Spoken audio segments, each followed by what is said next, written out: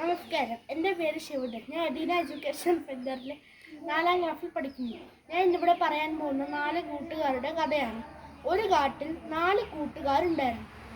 ഒരു ആമ, ഒരു മാൻ, ഒരു എലി, ഒരു കാക്ക എന്നീ 4 ചങ്ങാതിമാരുണ്ടായിരുന്നു.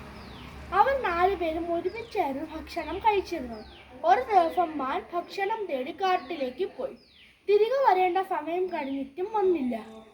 കാക്കയും ആമയും എലിയും വല്ലാതെ വിഷമിച്ചു. കാക്ക മാനിനെ തേടി ആകാശത്തൂടെ പറന്നു. ഒരു വേട്ടക്കാരന്റെ വലയിൽ പെട്ടിരിക്കുന്ന മാനിനെ കാക്ക കണ്ടു. കാക്ക പെട്ടെന്ന് തന്റെ കൂട്ടുകാരെ വിവരമറിയിച്ചു. അവർ മൂവരും മാനിന്റെ അടുത്തെത്തി കാക്ക മാനിനെ സമാധാനപ്പെടുത്തി. കാക്ക പറഞ്ഞു, പേടിക്കണ്ട, നമ്മുടെ കൂട്ടുകാരൻ എലിക്ക് വല മുറിക്കാൻ കഴിയും. എലി വല മുറിക്കുന്ന സമയം കൊണ്ട് വേട്ടക്കാരൻ തിരിച്ചു വന്നു. വേട്ടക്കാരനെ കണ്ടു കാക്ക പറന്നുപോയി. എലിയും മാനും ഓടി രക്ഷപ്പെട്ടു. പക്ഷെ ആമയ്ക്ക് മാത്രം പതുക്കെ നടക്കാൻ കഴിഞ്ഞുള്ളൂ. അതുകൊണ്ട് ആമയെ വേട്ടക്കാരൻ വലയിലാക്കി. മാനും കാക്കയും എലിയും വല്ലാതെ വിഷമിച്ചു. എലി ഒരു ഉപായം കണ്ടെത്തി. വേട്ടക്കാരൻ പോണ വഴിയിൽ മാൻ ചത്തതുപോലെ കിടന്നു. വേട്ടക്കാരൻ ആമയെ വിട്ടിട്ട്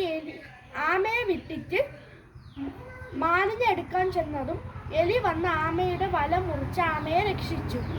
വേട്ടക്കാരനെ കണ്ട് മാനും ഓടി രക്ഷപ്പെട്ടു. എന്നിട്ട് അവർ 4 പേരും ഒരുമിച്ച് താമസിച്ചു. ഈ കഥയിൽ നിന്നും കൂട്ടുകാർ എന്താ മനസ്സിലാക്കുന്നത്? ഒരുമിച്ച് നിന്നാൽ നേടാൻ കഴിയാത്തതായി ഒന്നുമില്ല. നന്ദി.